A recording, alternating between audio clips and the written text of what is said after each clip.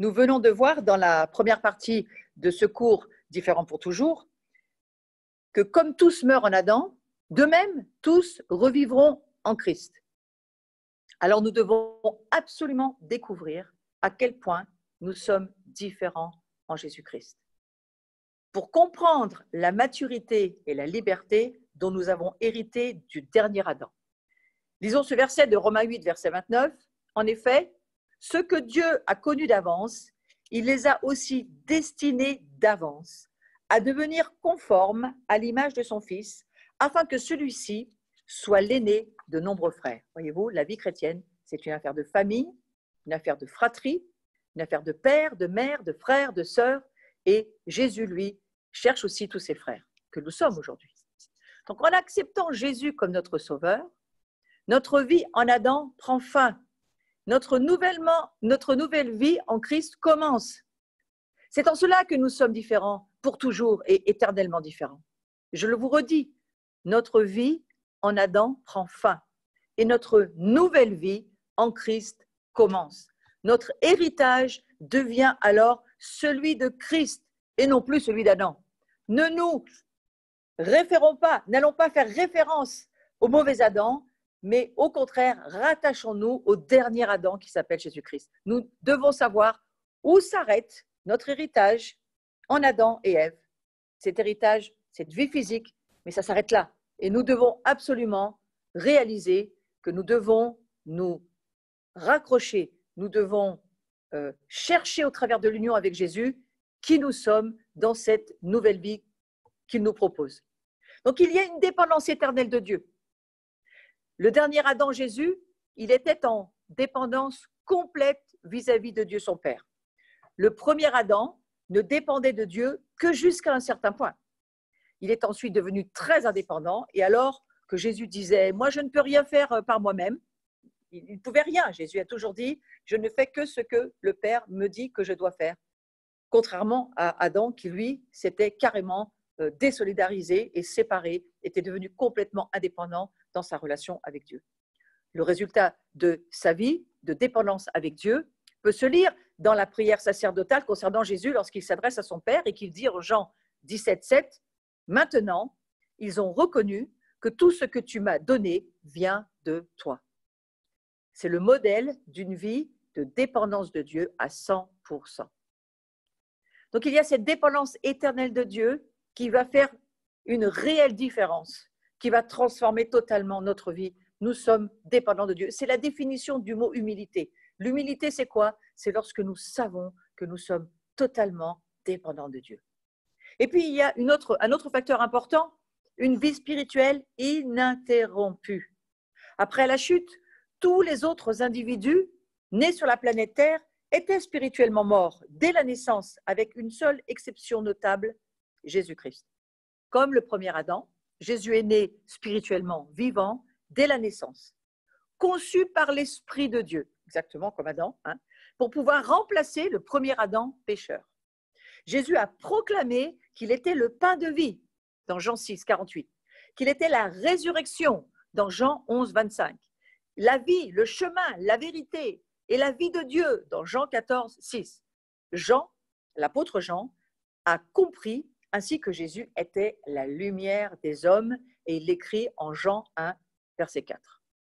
Mais la différence avec le premier Adam est qu'à aucun moment Jésus n'a été déchu de sa vie spirituelle par le péché. Il a maintenu sa vie spirituelle jusqu'à la croix.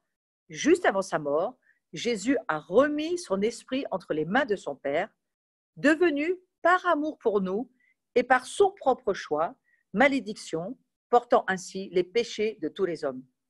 Il a donné sa vie en échange de notre nature de péché pour payer le prix de toute l'humanité déchue. Voyez-vous, la croix est un échange. Il a échangé sa vie de sainteté, sans aucun péché, contre la nôtre. Et il fallait que cet échange puisse être fait pour que nous puissions de nouveau devenir des enfants de Dieu. Le Père a accepté le sang de son Fils. Sachant que Jésus a donné sa vie, personne ne lui a pris, personne ne la lui a arrachée. C'est lui qui a décidé de s'offrir pour nous libérer de l'esclavage dans lequel nous nous sommes retrouvés à cause de la tyrannie du péché. Donc le Père a accepté le sang de son Fils dans le sanctuaire céleste et il a alors pu envoyer le Saint-Esprit pour aider tous les hommes. Regardez, considérez l'amour de Dieu pour chacun d'entre nous. Il avait réglé l'affaire. Nous aurions été séparés éternellement de Dieu et du royaume de Dieu s'il n'avait pas envoyé Jésus pour faire cet échange sur la croix, changer la nature humaine déchue pour une nature divine, spirituellement et éternellement vivante en Jésus-Christ. Si la vie physique de Jésus a pris fin à ce moment-là, sa vie spirituelle a été ressuscitée pour qu'un grand nombre puisse être sauvé. Jésus est venu proclamer son royaume qui n'aura pas de fin. Le royaume que son Père lui a confié et qu'il nous a remis en gérance, la Bible nous dit, ce royaume n'aura pas de fin. Le but de Dieu a toujours été de rétablir son royaume et sa justice sur la terre. Et il nous a créés pour en être les ambassadeurs. Aujourd'hui, dans son corps ressuscité et glorifié, Jésus-Christ vit pour l'éternité à la droite de son Père. Il siège sur le trône et son nom, c'est Jésus. Donc, être en Christ, c'est recevoir une nouvelle identité. 1 Corinthiens 15, 22, je le relis, nous l'avons lu précédemment. Et comme tous meurent en Adam, de même aussi tous revivront en Jésus-Christ. Nous ne pouvons revivre que si nous sommes en Jésus-Christ. Il nous faut faire ce choix de Jésus-Christ dans notre vie. C'est une affaire de vie. Les croyants sont en Christ, c'est-à-dire qu'ils héritent la vie éternelle. Être en Christ, c'est l'élément le plus essentiel de notre identité. Nous trouvons plus de 40 allusions au fait d'être en Christ ou d'avoir Christ en nous dans le livre des Éphésiens du Nouveau Testament. Nous trouvons 3 vérités fondamentales qui découlent de notre position en Christ. Et ces 3 vérités-là font de votre vie quelqu'un de différent. Une nouvelle vie nécessite une nouvelle naissance. Nous ne sommes pas nés en Christ. Nous sommes nés dans le péché à cause du premier Adam. Et pour entrer dans une vie nouvelle en Christ, nous devons y naître. Comment passons-nous de la vie en Adam à la vie en Christ? Jésus l'a révélé dans son dialogue avec Nicodème. Nous devons naître de nouveau. Nous trouvons cela dans Jean 3, verset 3. Nous devons naître de nouveau. Et la naissance physique ne nous donne que la vie physique. Mais la vie spirituelle, la vie éternelle, nous est accordée que par une naissance spirituelle. Une vie nouvelle et éternelle commence lorsque nous naissons de nouveau en plaçant notre foi en Jésus-Christ.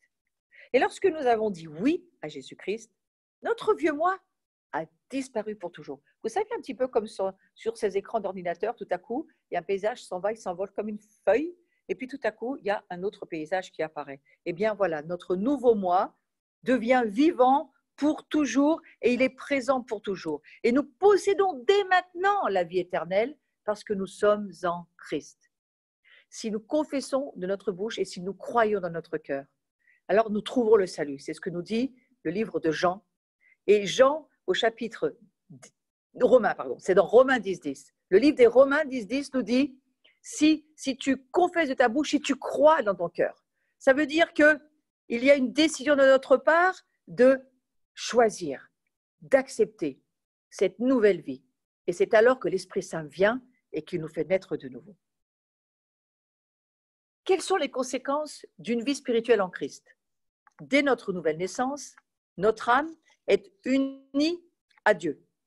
Tout comme Adam avant la chute. Adam, avant la chute, est arrivé comme Jésus. Il n'y a pas eu de bébé Adam. Adam était, autant Jésus lui a été conçu dans le sein de Marie, autant Adam lui a été conçu spirituellement, créé par Dieu. Et il n'y a pas de bébé Adam ou de maman Ève. Ils ont été créés par Dieu. Dieu leur a insufflé le souffle dans les narines et cette poussière a commencé à prendre vie.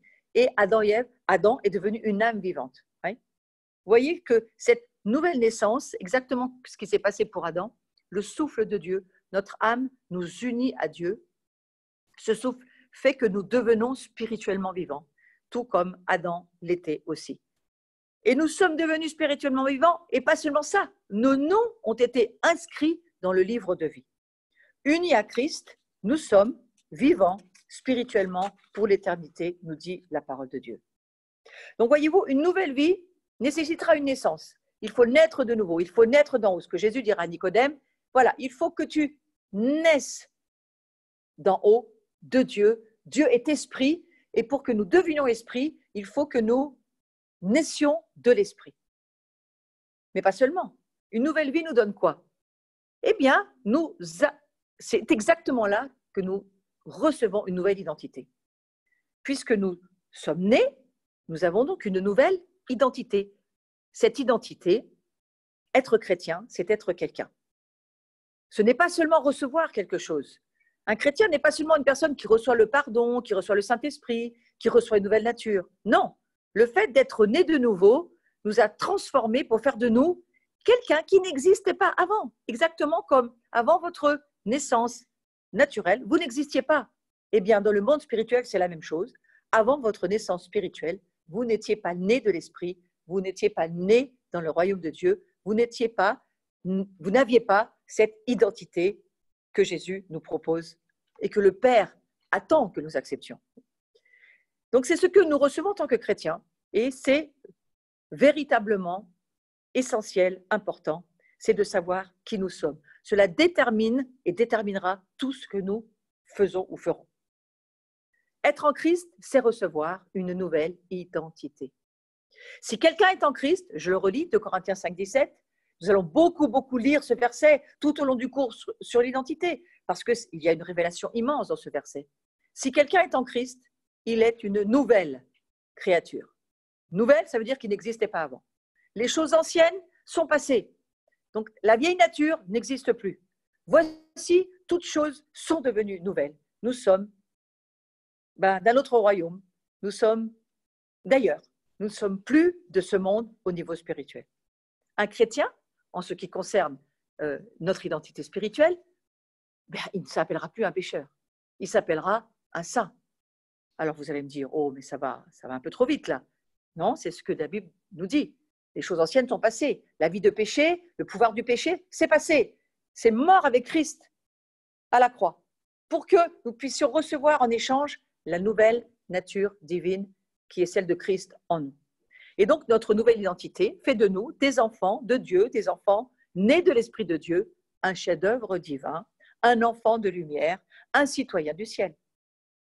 Une bonne compréhension de notre identité en Christ est absolument essentielle à notre réussite dans la vie chrétienne.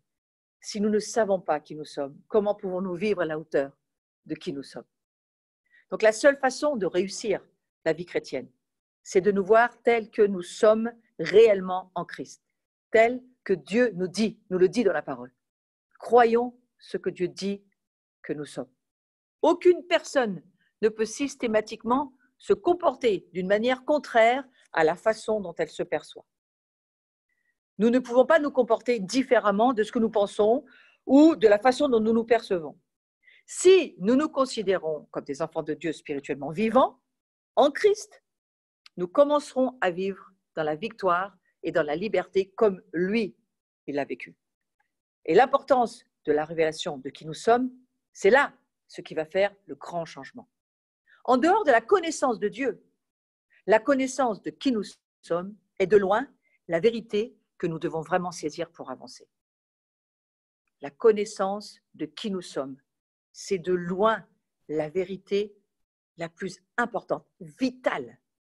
Il nous faut saisir qui nous sommes. Connaître Dieu, savoir qui nous sommes, pour pouvoir avancer dans la maturité et dans la liberté chrétienne. Satan ne veut pas que nous réalisions qui nous sommes en Christ, parce qu'il ne veut pas que nous profitions de la maturité et de la liberté qui se développeront lorsque nous commencerons à vivre en fonction de ce que nous sommes réellement. Il est fortement opposé, ce diable, à ce que nous entendions la vérité. Et il va vraiment tout faire, tout ce qui est en son pouvoir, pour que notre foi ne grandisse pas. Son objectif, qu'ils ne sachent jamais qui ils sont. Et son deuxième objectif, que jamais la foi ne grandisse. Même s'ils savent qui ils sont, mais vraiment qu'ils ne fassent rien, qu'ils ne bougent pas. Ça, c'est les objectifs vraiment de l'ennemi. Mais sachons une chose, Satan ne peut rien faire pour modifier notre position et notre identité en Christ. Il ne peut strictement rien faire.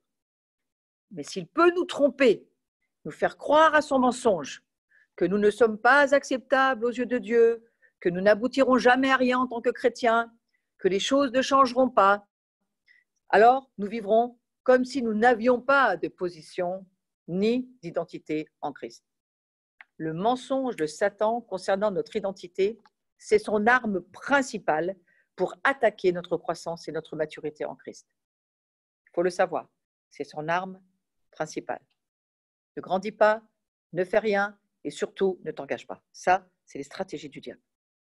Toutes ces stratégies consistent à nous faire oublier, à nous faire douter, comme il a fait avec Ève, de notre position et de notre identité en Jésus-Christ. Une troisième chose extrêmement importante, qui va toujours sur le registre que nous avons vu, de 3 vérités fondamentales qui découlent de notre position en Christ. Donc nous avons vu qu'une nouvelle vie nécessite une nouvelle naissance. Nous avons aussi vu qu'une nouvelle vie nous donne une nouvelle identité, mais une nouvelle vie nous donne aussi un nouveau nom. Un des mots utilisés pour désigner le chrétien dans le Nouveau Testament, c'est le plus souvent le mot « saint ». Paul l'utilise pour décrire des chrétiens ordinaires, banals, terre à terre, comme vous et moi. Et si nous lisons le début de la lettre de Paul écrite aux Corinthiens, voilà ce qu'il dit. À l'Église de Dieu qui est à Corinthe, à ceux qui ont été sanctifiés en Jésus-Christ, appelés à être saints. Et cela pour tous ceux qui invoquent le nom de notre Seigneur Jésus-Christ. Voyez-vous, à ceux qui ont été sanctifiés en Jésus-Christ, appelés à être saints. Celles et ceux, voyez, Paul le dit, c'est pour chacun d'entre nous. Nous sommes saints par vocation, c'est un appel. Ceux qui ont été appelés à être saints, appelés à être sanctifiés. Nous sommes saints parce que Dieu nous a appelés à être saints. Nous avons été sanctifiés en Christ, rendus saints par notre participation à la vie du seul vrai saint qui s'appelle, lui, Jésus-Christ. C'est lui le seul vrai saint. Et nous sommes appelés à être saints, non par nos propres efforts, pas du tout, simplement parce que Dieu nous a appelés. Nous sommes choisis et donc nous sommes au bénéfice de la grâce de Dieu qui nous a appelés à l'être. Nous étions des pécheurs, écoutez-moi bien, je ne vous dis pas que nous avions des péchés. La Bible dit, c'est beaucoup plus grave que ça. La Bible nous dit que nous étions, c'est un verbe d'état, nous étions des pécheurs. Mais aujourd'hui, nous sommes sauvés par la grâce et pas par nos propres efforts. Nous sommes sauvés. Nous sommes, c'est un verbe d'état. Nous étions pécheurs, nous sommes des saints. C'est un verbe d'état. C'est une nature qui a totalement été échangée. La nature du péché a été échangée par la nature divine de Jésus-Christ, le Saint. Donc nous ne sommes plus des pécheurs. Ne dites plus jamais que vous êtes un pécheur. C'est une offense à la grâce de Dieu, c'est une offense à la mort et à la résurrection de Jésus-Christ sur la croix. Il ne faut absolument pas que nous offensions la grâce. Et parfois je prie, Seigneur, pardonne-nous nos offenses, comme tu nous pardonnes aussi nos offenses. Pardonne-nous nos offenses. Nous aussi, nous pardonnons à ceux qui nous ont offensés. Mais pardonne-nous nos offenses. Nous ne voulons pas offenser le prix que cela a coûté à Christ pour que de pécheurs, nous devenions des saints. Si nous nous considérons comme des pécheurs, nous vivrons comme des pécheurs. Et donc, nous pécherons. Pourquoi ne pas nous considérer comme ce que nous sommes vraiment? Des saints, oui, qui pêchent encore occasionnellement. Mais notre nature est une nature de sainteté en Christ. Alors essayons de pécher de moins en moins. Il faut se voir comme Dieu nous voit. Et il ne nous voit pas comme des pécheurs, mais vraiment comme des saints à cause du sang de Jésus-Christ, son Fils, à cause du prix, l'amour qu'il a payé, qu'il a donné pour nous, pour que nous puissions changer cette nature déchue. Nous ne servons pas Dieu pour chercher son acceptation. Nous l'avons déjà. Nous sommes acceptés et c'est pourquoi nous servons Dieu.